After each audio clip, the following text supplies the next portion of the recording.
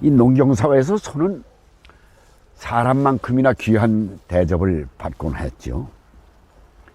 중요한 의례나 또 큰 잔치가 아니면은 소고기 음식을 먹는 게 그렇게 흔한 일이 아니었는데요. 그런데 어떻게 이 곰탕이 누구에게나 흔하게 먹을 수 있는 그런 음식이 되었는지 참 궁금합니다.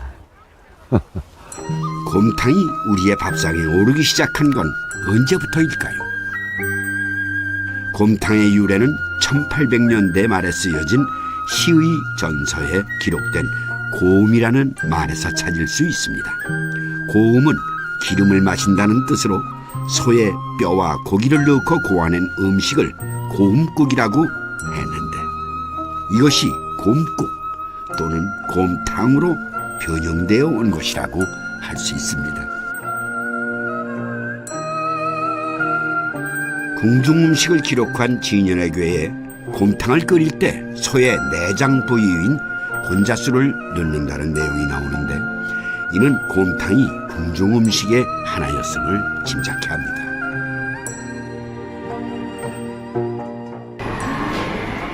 그렇다면 왜 하필 나주였을까요?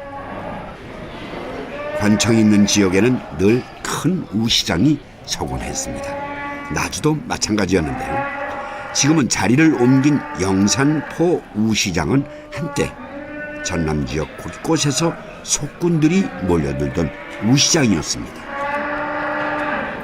어마어마하게 컸죠. 하루 이틀씩 걸려서 온 사람도 있고 경진 해남 정도에서도 온 사람도 있어. 그랬어요. 줄어든 우시장 규모보다 농민들의 속을 태우는 건 속값입니다. 사료값은 자꾸 오르는데 속값은 점점 떨어지고 농민들의 깊은 한숨과 시름이 이 새벽 소울음처럼 터져나옵니다.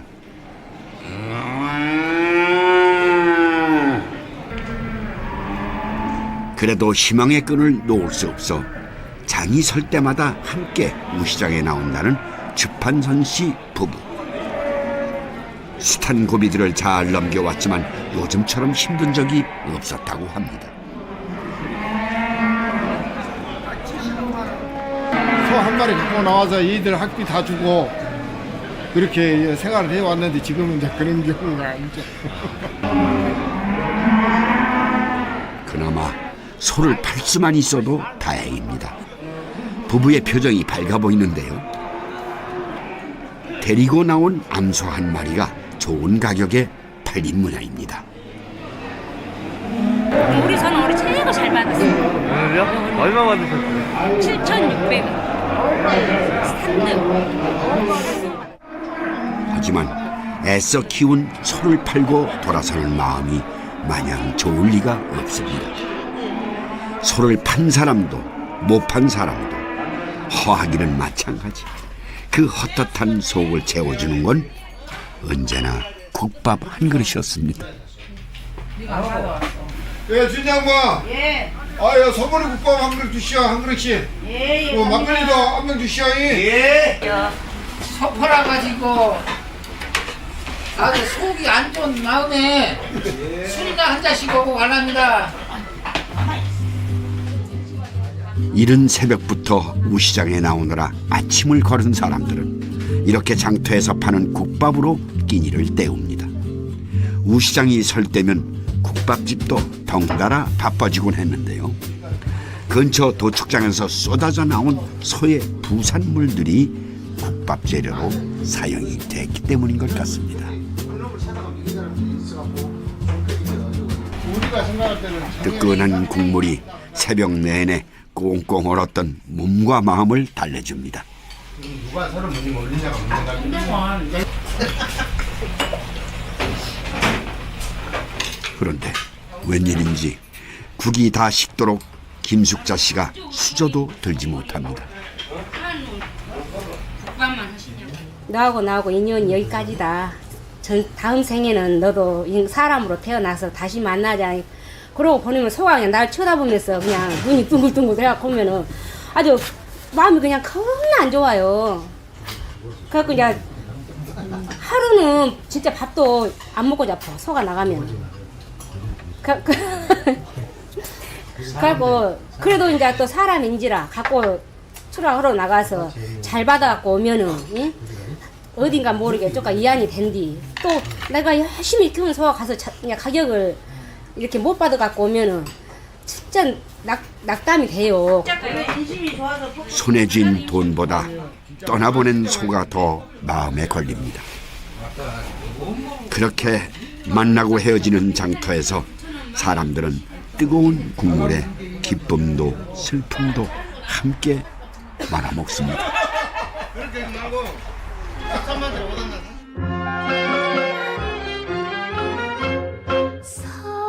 산이 좋아 영산포냐 물이 맑아 영산포냐 바닷길과 연결되는 영산강, 서해로부터 올라오는 해산물이 집결되는 물길을 열어주었고 관청을 중심으로 일찍부터 장이 섰던 나주는 모든 물류의 중심에 있었습니다. 사람들이 모여들었고 그 사람들을 대상으로 국밥집이 하나둘 생겨났습니다. 나는 진정 못 잊겠네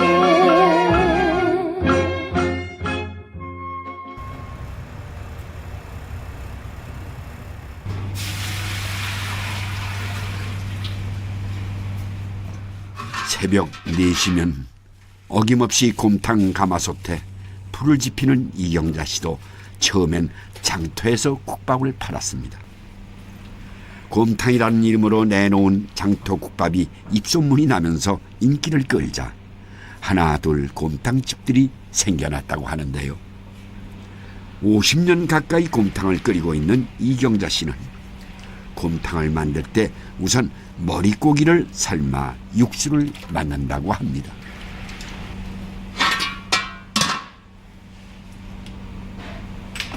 머릿고기 삶아놓으면 딱 국물을 퍼놓으면 딱 애래불어. 다른 고기는 양지나 사태나 삶아갖고는 그래 안 애리. 머릿고기를 삶아야 애리지. 좋은 고기를 써야 국물 맛이 좋다는 건 당연한 이치겠죠. 나주 지역에서 키운 한우를 고집하는 건 그 때문인데요. 머릿고기와 함께 사용하는 것이 양지와 사태입니다. 기름기가 많은 양지와 기름기가 적은 사태를 섞어야 국물이 잘 우러나기 때문입니다. 국물을 내는 데는 등뼈도 사용합니다. 솥 하나에는 하루 종일 뼈를 넣어 끓이는데 이 뼈 국물은 다른 솥에 옮겨 부어가며 고기를 삶습니다. 뼈 국물에 고기를 삶는 재미죠.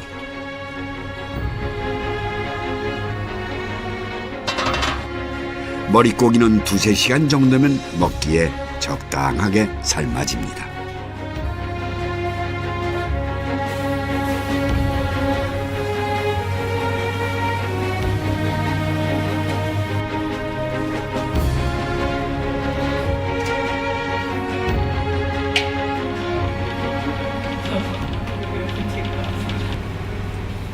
고기는 그때마다 손질해 수육을 만드는데요.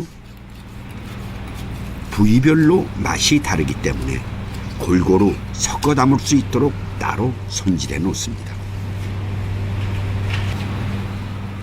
김이 모락모락 나는 게 아주 맛있게 잘 익은 것 같네요.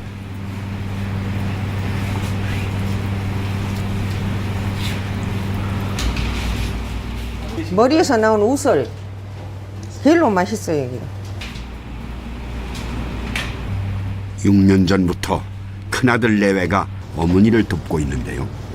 곰탕집 며느리 되기가 만만치 않습니다. 처음에 이럴 줄 모르고 시집을 왔죠. 근데 막상 와서 보니까 제가 할 일이 많고 또 엄마가 워낙 이것저것 다 해놓으시니까 전 옆에서 그냥 도와드리긴 하는데 그래도 해야 할 일은 많은 것 같아요. 고기가 너무 익어도 안 되고 너무 안 익어도 안 되고 뭐든 적당하게 그러니까 옆에서 계속 지켜봐야 된다는 거죠.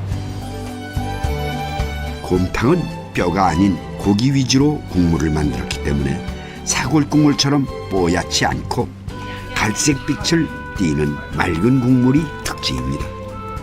뚝배기에 밥과 고기를 넣은 다음 국물을 여러 번 토렴에 따뜻하게 덮여내는데요.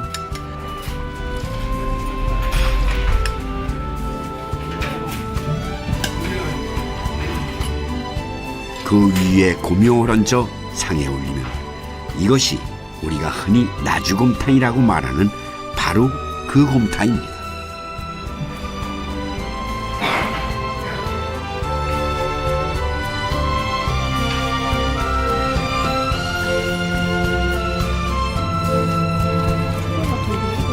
부위별로 제각각 다른 맛을 내는 머릿고기로는 수육을 만듭니다.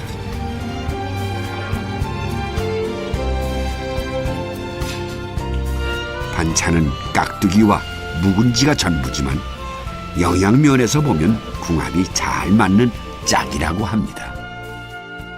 고기 속에 단백질이 많은 건 알고 계시죠? 단백질 성분이 이제 분해가 됩니다. 그러면 이제 많은 구성하고 있는 아미노산들이 추출되어 나오는데 한편으로는 이제 부족한 영양 성분이 비타민하고 무기질이기 때문에 이거를 이제 야채, 채소에서 저희가 섭취를 하면 아주 좋다고 봅니다. 나주곰탕이 유명세를 타면서 전국 곳곳에서 곰탕을 먹기 위해 일부러 찾아오는 손님들이 많아졌습니다. 이분들도 곰탕 맛을 보기 위해 새벽 열차를 타셨다네요.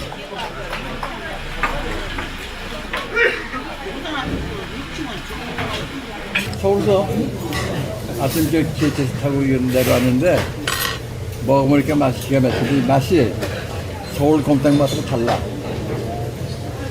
고기도 이런 거 좋고 맛도 어떤 맛이냐면 옛날 우리끼리 얘기했는데 옛날에 서울로 장밥 그 맛이야. 지금은 일부러 찾아와 먹는 별미가 됐지만 곰탕은 끼니도 거른 채 장터에서 일을 해야 했던 가난한 사람들에게 참 고마운 한 끼였습니다.